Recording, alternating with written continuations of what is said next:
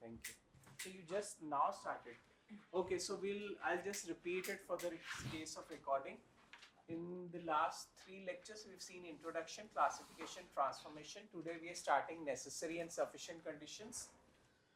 And we'll first do first order necessary with equality constraint. Tomorrow we'll do with inequality constraints. Then we'll go to second order necessary and sufficiency with equality constraint, and second order necessary and sufficiency with inequality constraints. So this is for tomorrow. And then this is for next week, this is for tomorrow. Okay. So the general form of the constraint optimization problem is minimize f of x with subject to ai of x equal to 0. If x star is a constrained local minimizer of these two, the objective function in the constraint, and is a regular point of 2. What is a regular point? Go back and see your notes.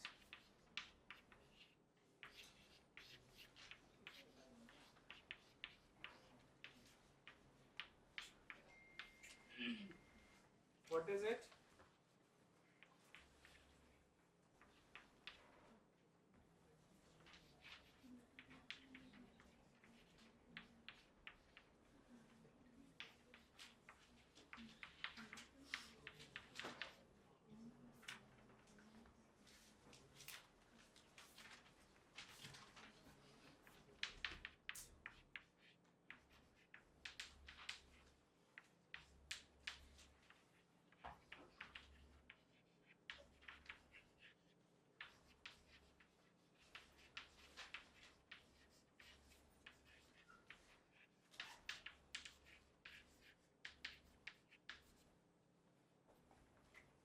What is a regular point?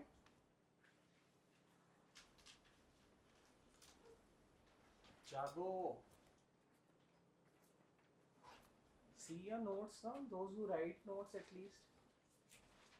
What did we say is a regular point? Sorry?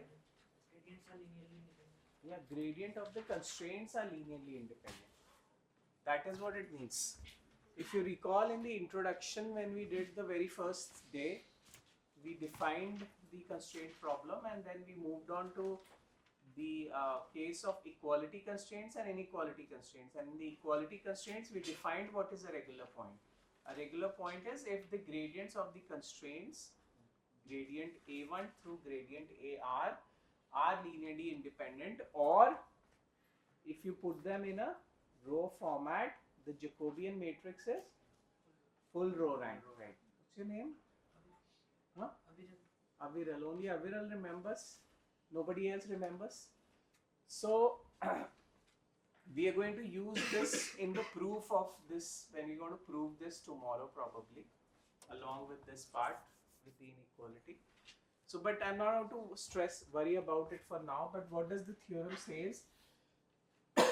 If it is a local minimizer, then this should be true. What does this mean?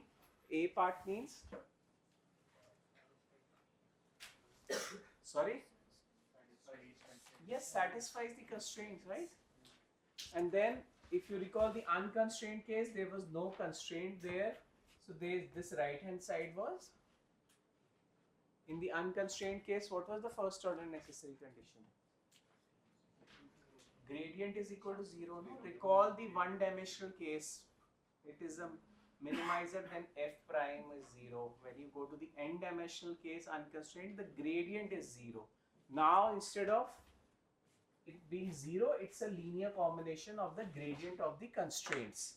These constants which come in front, I'm putting them as lambda I star, just to relate it with the fact that x star is the minimizer. They are called as the Lagrange multipliers. Now that you have seen so many papers about the project, you are aware of what, you'll get comfortable now after 3-4 lectures what Lagrange is, Lagrange multiplier. He was a French mathematician who first time proposed these things, so that's why his name is there. Everybody okay? Can see the difference? There it was 0 in the unconstrained, now it's a linear combination of the constraint. So earlier I used to start this section by proving this, and then you get so bored with it. So I thought first we'll do the examples, make you a little more excited about it, then we'll prove this. So that is how we'll do. So we'll do first first two examples are straightforward. The third example is going to take time.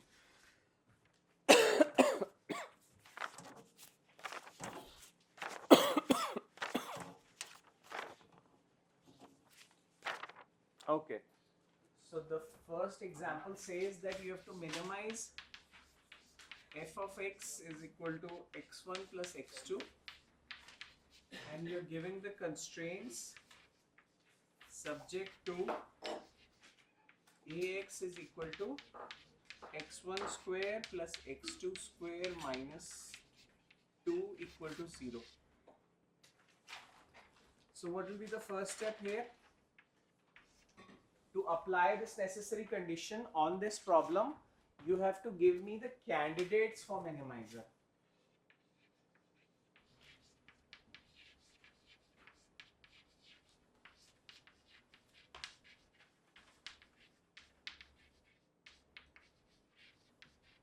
Why I am asking for candidates for minimizer? Because this is a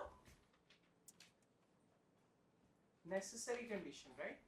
It only gives you that can be a possible minimizer. It doesn't say it is a minimizer. For it to be a minimizer, you have to apply the sufficiency conditions. Can everybody see? So we have to find the candidates of minimizer. So what will we do to apply the theorem? What will we do?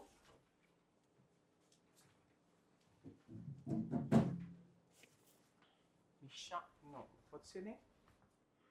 The girl sitting here is not there today. Okay. What's your name? Misha. Okay, you are Misha. You were sitting there here. So what should we do, Misha? I am going to ask questions now because you should answer this now. It's very simple. If we have to apply this theorem on this problem, what is the first step I should do? Find the gradient of function of x, or first, like, sure, let's satisfy this equality. So let's write it down. So the first thing is I would get an equation x1 square plus x2 square minus 2 equal to 0. It should satisfy the constraint. I mean, I can put a star here just to say that it is a candidate for minimizer. Then I would apply the B condition. The B condition says find what? Gradient of the function, gradient of the constraint, and write them in this form. So the gradient of the function is, what is the gradient of the function? 1, 1. Everybody with us? Okay, good.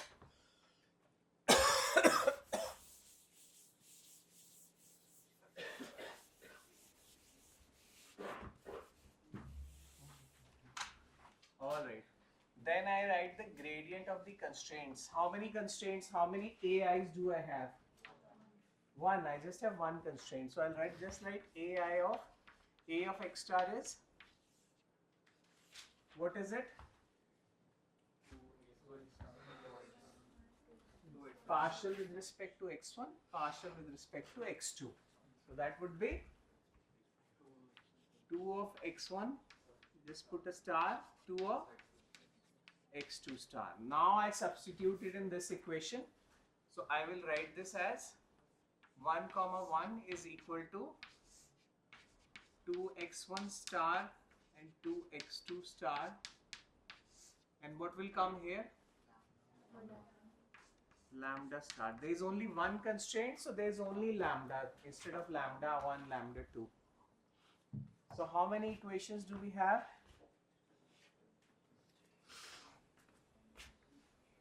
We have 3 equations, and we have how many unknowns? 3. We have got x1 star, x2 star, and lambda star. The Lagrange multiplier is a new variable which you have created while solving this problem. So we're going to just solve this.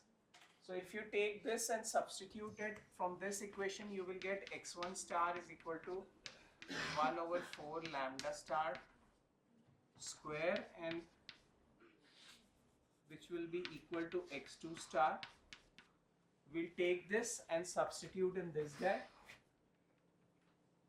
Everybody with me? So once I substitute, what do I get? I get, sorry, this is square.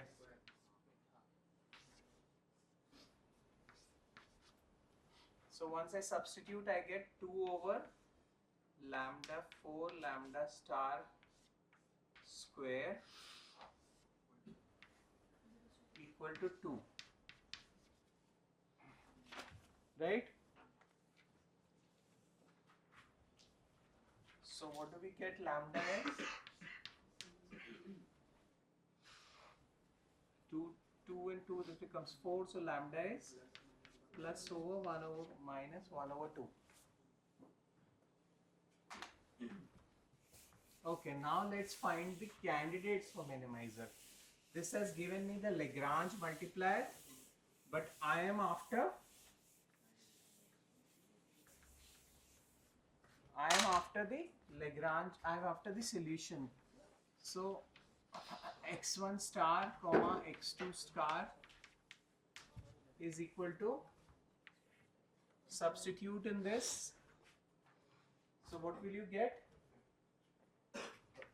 1 comma 1 or minus 1 comma minus 1. So these are two candidates for minimizer. What is the function value here? Here it is 2, here it is minus 2. So which one gives the minimum?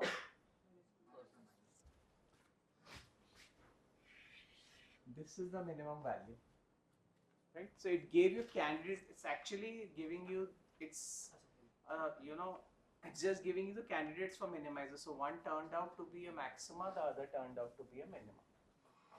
Once we go to the sufficiency conditions, then we'll have to apply both of them to the sufficiency to be able to tell whether it's minima or not. Okay. Example 2.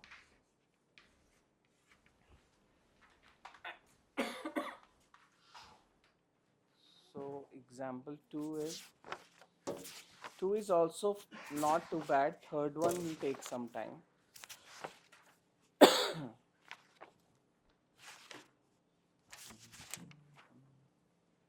You do it for me. So minimize f of x is equal to x1 square plus x2 square plus 1 over 4 x3 square, and this is subject to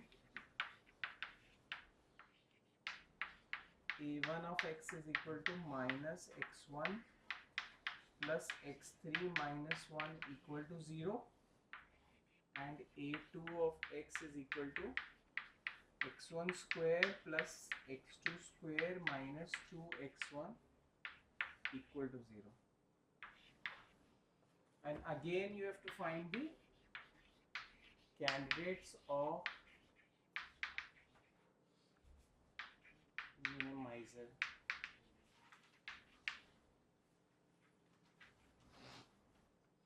Can you do it and tell me what you get?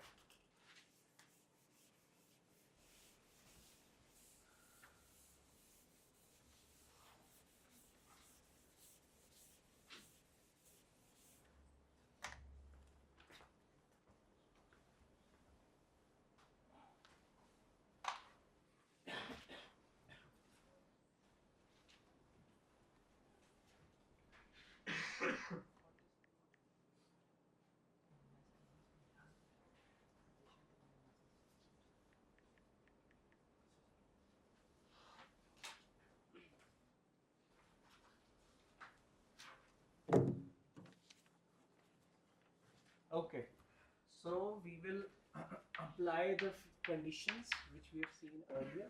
So we will apply the A condition. The A condition says you just have to satisfy the constraints.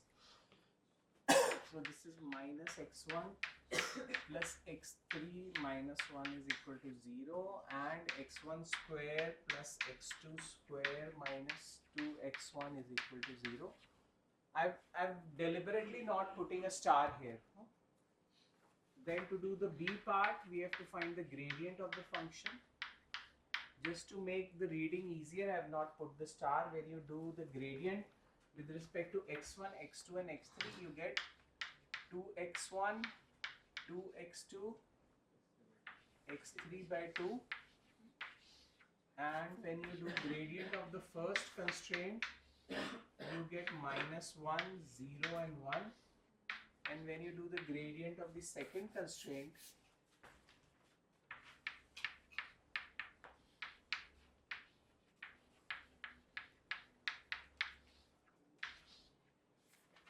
this one is 2x1, 2x2, sorry, 2x1 minus 2, 2x2 and 0. Yes, everybody with me? So we'll put that in an equation form. This is equal to a linear combination of this. So this will be 2x1 is equal to lambda 2x1, 2x2, x3 over 2 is lambda 1 minus 1, 0, 1 plus lambda 2, 2x1 minus 2, 2x2, 0.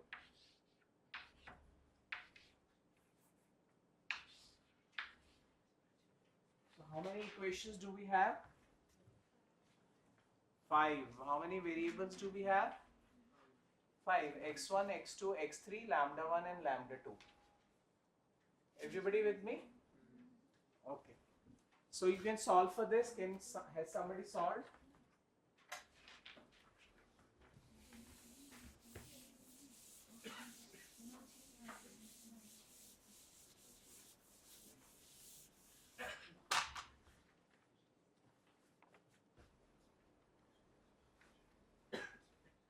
Okay. The jokes were left from last week, which Ayush had sent, but I couldn't read it. So these are like tiny little things. So what's the best thing about Switzerland? I don't know, but the flag is a big plus. I asked the librarian if the library had any books on paranoia. She whispered, "They're right behind you." Okay.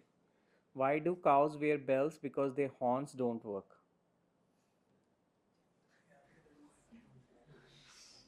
Okay. Alright, so we'll find more funnier jokes. Okay. Did anybody solve it? So we'll get two candidates.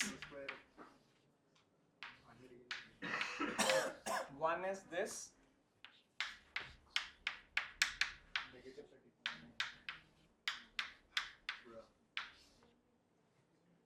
The other one is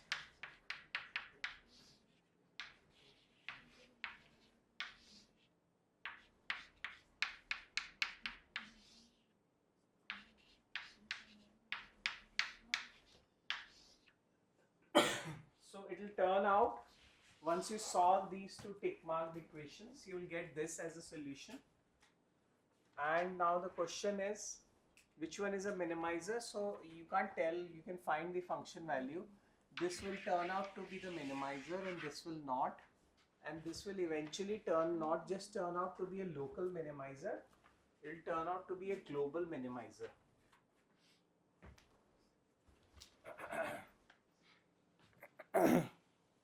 Can somebody tell why it will turn out to be a global minimizer? How will you prove something is a global minimizer? We're not proving it, I'm just asking. Sorry? We didn't check regularity, by the way, I'm sorry. You should have checked regularity, which I have missed. So let's check it. We should have checked it. We didn't check it in the first problem because there was only one constraint. So what to check for a linear independence for one vector? So we should check it here. So we'll see if the two are linearly independent. So we saw this one and we saw this one, right? So if I have to write the Jacobian matrix, in this case it will be, what will be the Jacobian matrix of the constraints? How did we define it? Again, go back to the first lecture. It's just last week, you've forgotten everything. Aviral, you can tell, since you told what is a regular point. Find the gradient and arrange them. Arrange them as row, right? we take this, put this in row, take this, put this as row format, right? So we'll put -1 0 1, and we'll put 2x1 -2 2x2 and 0, or you can arrange this. So how do you so you have to now find the rank for this. To find the rank of this, you'll have to convert this into the row echelon form, which you can do. The rank for this will turn out to be 2. The number of non-zero rows in the upper echelon form is the rank of the matrix. It's a 2 cross 3 matrix. R2 is less than 3, so the rank is 2. So hence it is full row rank. Hence they are linearly independent. Is that okay? You should do it for every problem. I skipped that part. Good, you pointed it out. Now let's do something more, which this is just computation without using much of your brain. The next one requires you to think a little bit more. So let's look at that one.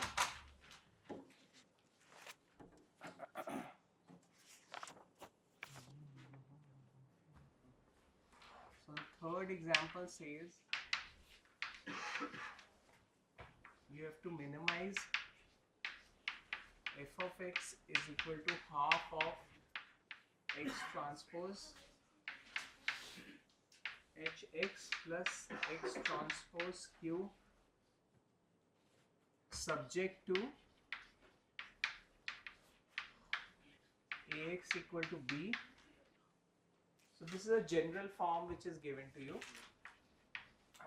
and it also says that the H matrix is SPD, which means it's symmetric, positive, definite. A is belonging to R cross N. In fact, we can write H is belonging to N cross N is SPD. A belonging to R cross N is full row rank, and with R less than N, so which means the rank is R.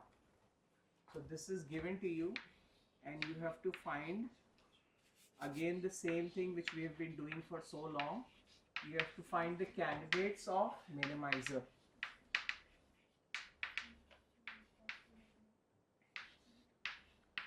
Okay. Give me some ideas how to solve this.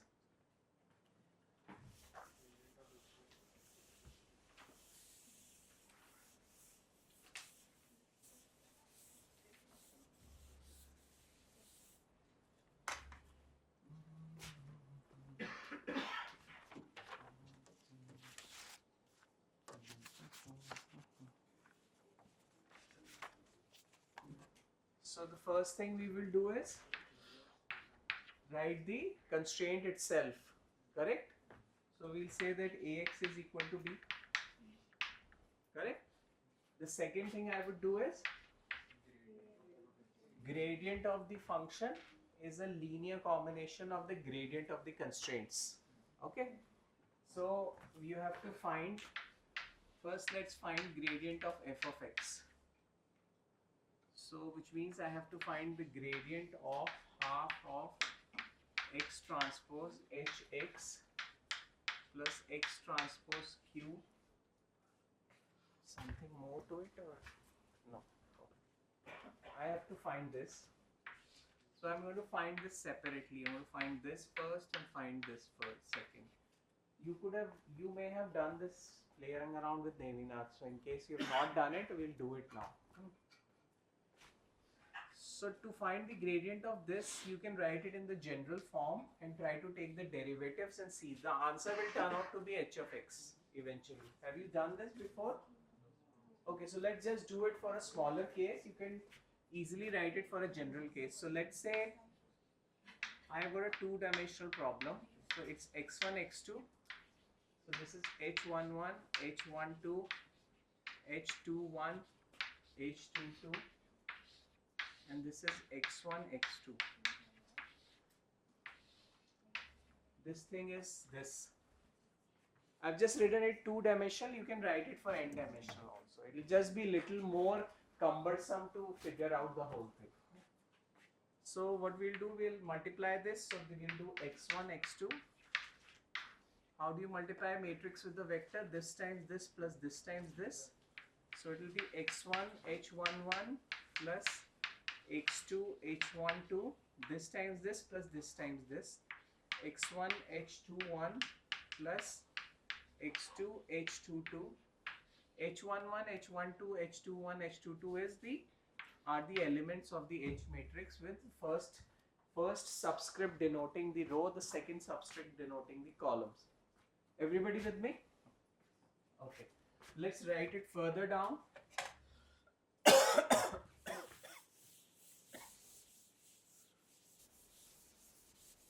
Okay. So if we expand this further, this will be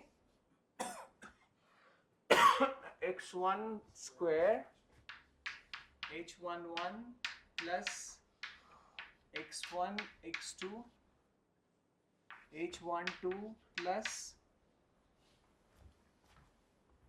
x1 x2 h21 plus x22 square and h22. Yes, it will become a scalar quantity. It had to become a scalar quantity because 1 cross 2, 2 cross 2, 2 cross 1, 1 and 1 dimension makes it a scalar. So it had to turn out to be a scalar quantity. Now, what have we not used which is given in the problem? Can we make this simpler?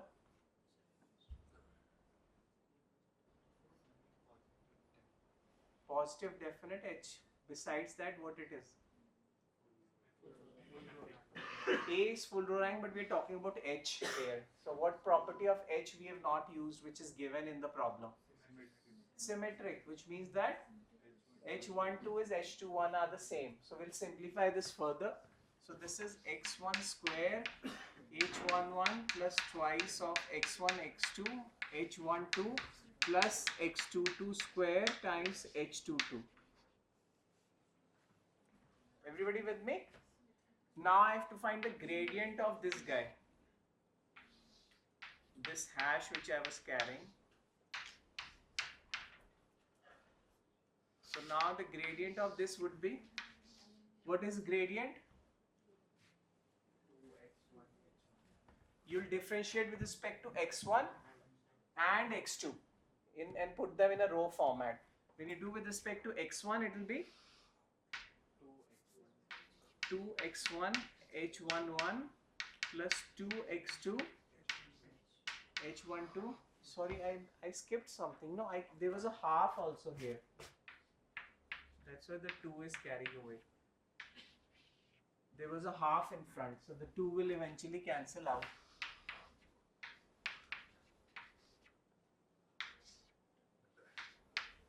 Okay. Due respect to x2, it will be 2x1 h12 plus 2x22 times h22. Everybody with me?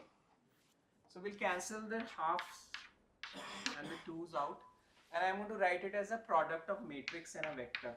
So what is this? This is h11, h12, h12, h22 times x1, x2. Yes, you multiply this times this plus this times this times this plus this times this. So this is nothing but h times x.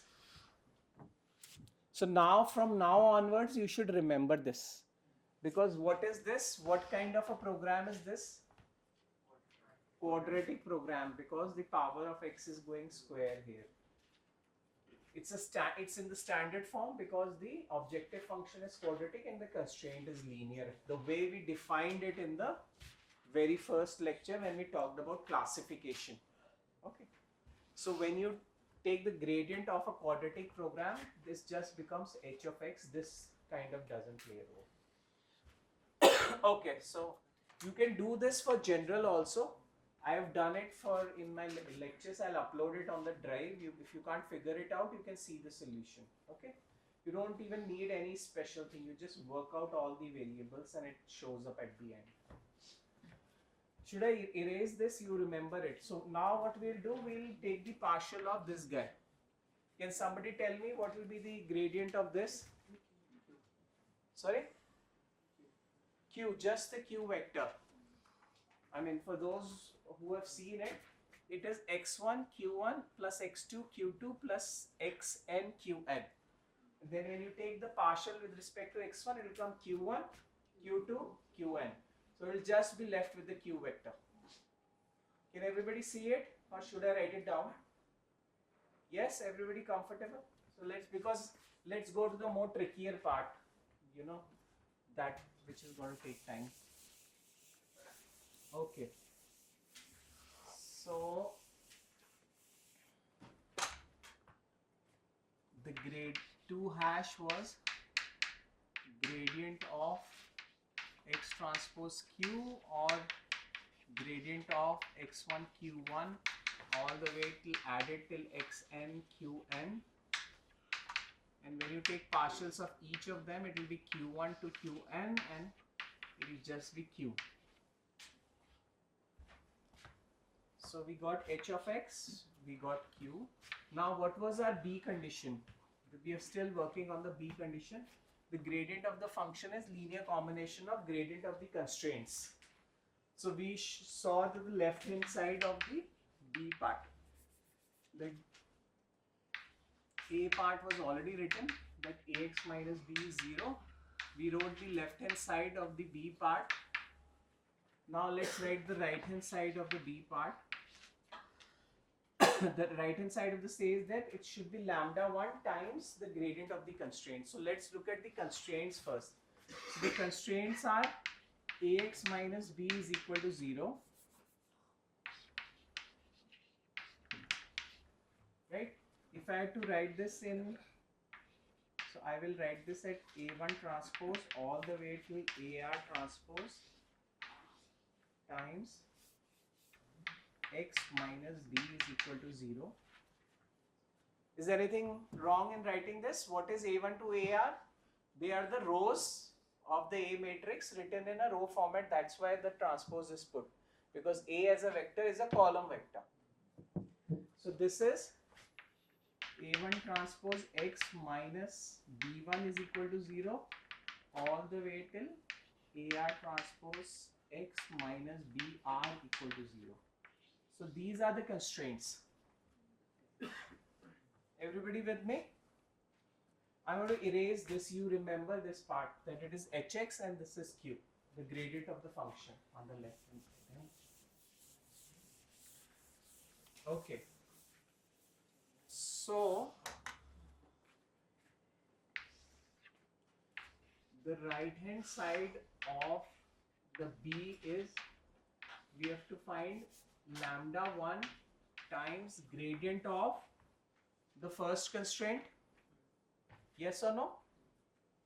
So that will be gradient of a1 transpose x minus b1 plus lambda 2 times gradient of the second constraint, which is a2 transpose x minus b2 till lambda r gradient of ar transpose x minus br.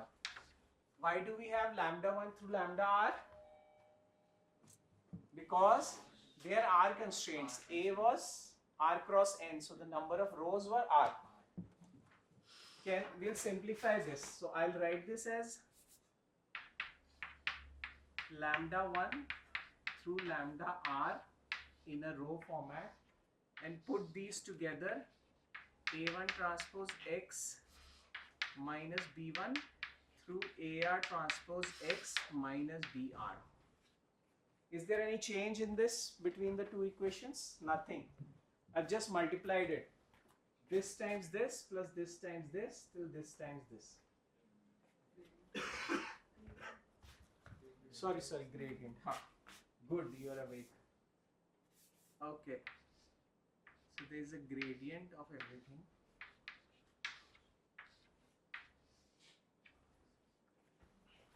Everybody with me? Yes or no?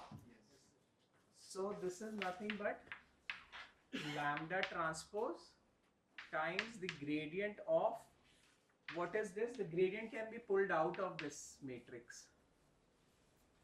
What is this matrix? Just go backward, it's ax minus b. Everybody with me? So it's gradient of ax minus b. And the gradient is with respect to what? Only x. The delta which I am writing is with respect to x. So will anything change if I write this as gradient of lambda transpose ax minus b? Lambda would be treated as a constant because the gradient is with respect to the x's only. At the back, are you guys all comfortable? You have to stop me, if it's not clear, you have to stop me. Okay, now what I do is the eraser.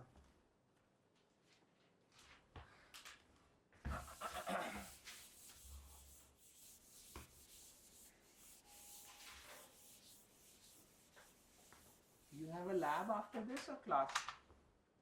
Or nothing? Class. Where? We have a tutorial of architecture. In this building only? Yes. We'll finish in 5-7 minutes. Okay. So now what I'll do is, this is, what's the dimension of lambda?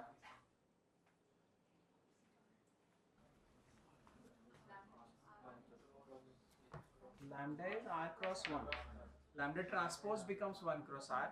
And what is the dimension of this guy?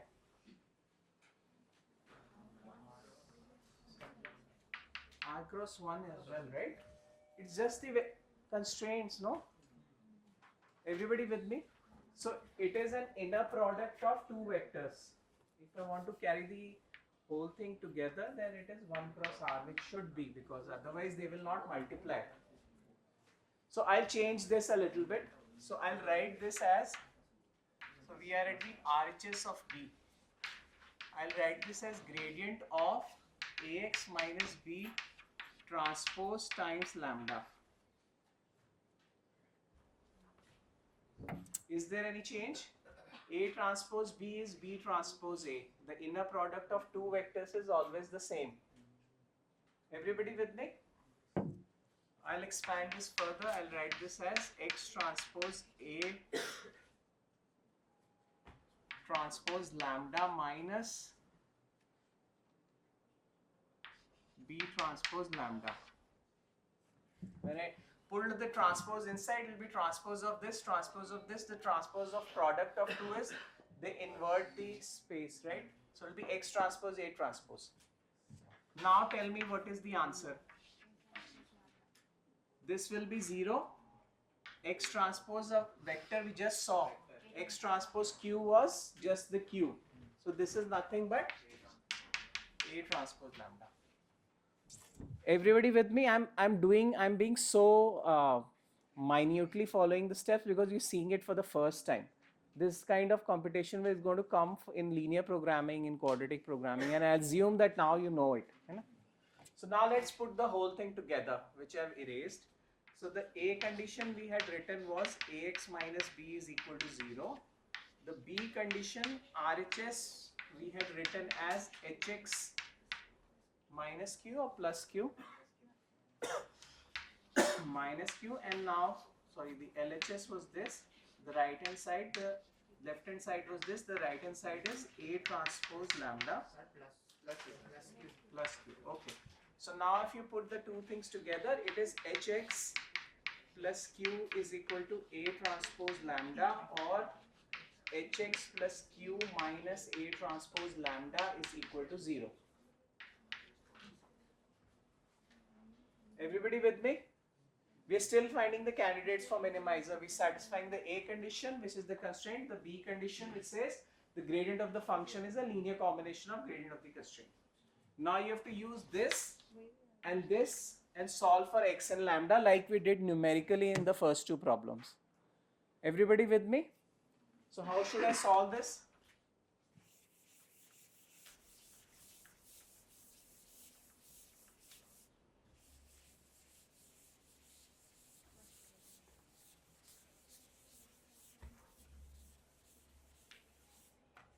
How should I solve it?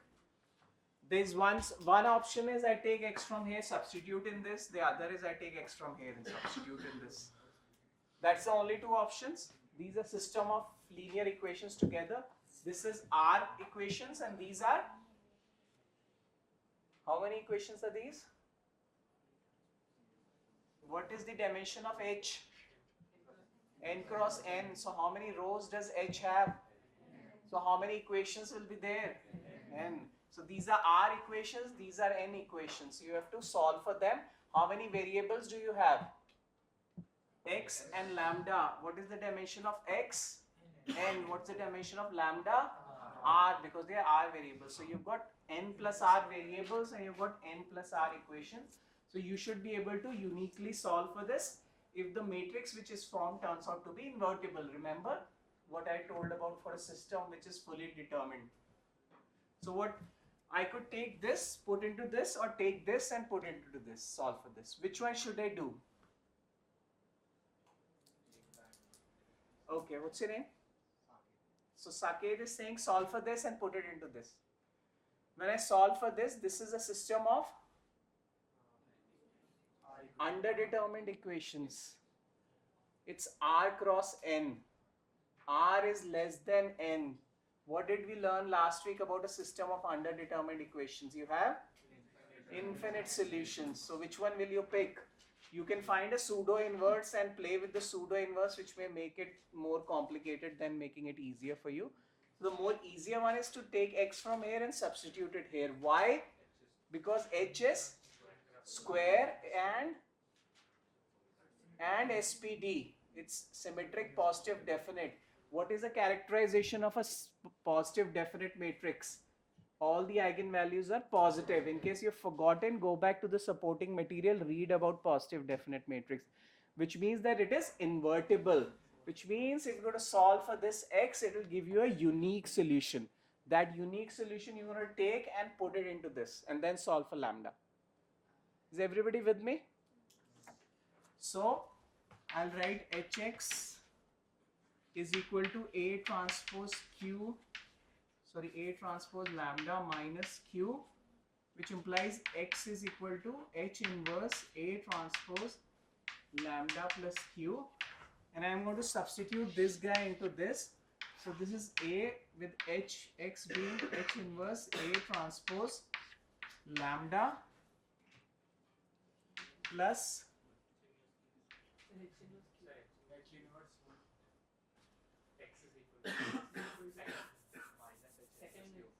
sorry, A transpose the whole thing.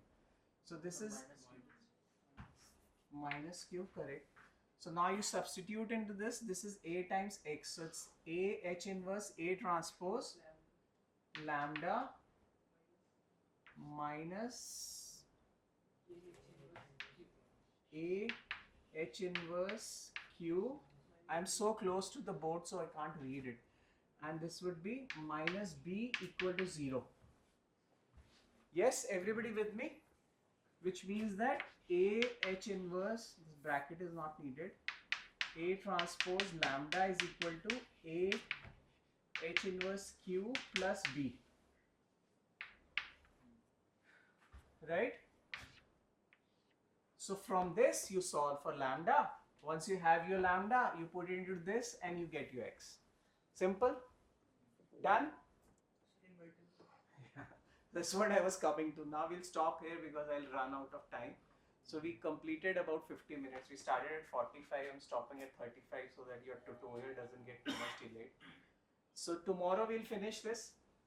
So now think about this. I have not uploaded the class lectures for today and tomorrow, but I'll do it after this class by evening. So you can take a look. Like Aviral said, first of all, let's see what's the dimension of this. This is R cross N times N cross N times N cross R, which means that the whole matrix is R cross. So you are in a comfortable zone. You are in a square system of equations. The matrix is fully determined. It's neither over or under, which is the troubling case. And so one thing is done. Now For this to have a unique solution, this should be invertible. Now what we will prove, and which we have not done, is that if H is positive definite, then H inverse will be positive definite. If H inverse is positive definite and A is full row rank, then the whole thing becomes positive definite. Because the whole thing is positive definite, it is invertible, and hence you have a unique solution. So these two tiny little proofs, I have not done it. They are 5 minutes proof. Think about them. Tomorrow we'll finish it. Huh? Okay, thank you. Why are people not coming? We have to go to. Huh? We have to go to L1 actually. You have to go all the way. Why are students not there today? They have OA today.